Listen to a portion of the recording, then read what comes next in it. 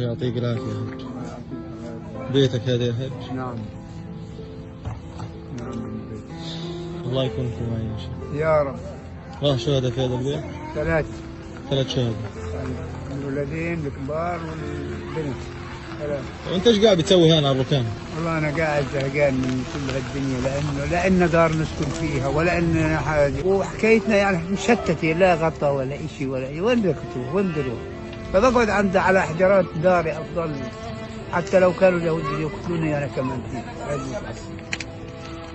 مش هتطلع من البيت يعني؟ لا مش هطلع من البيت أنا، وإن شاء الله بإذن الله فلسطين حضرها فلسطين، وحنضلنا نكافح حتى آخر نقطة في دم الإنسان الفلسطيني.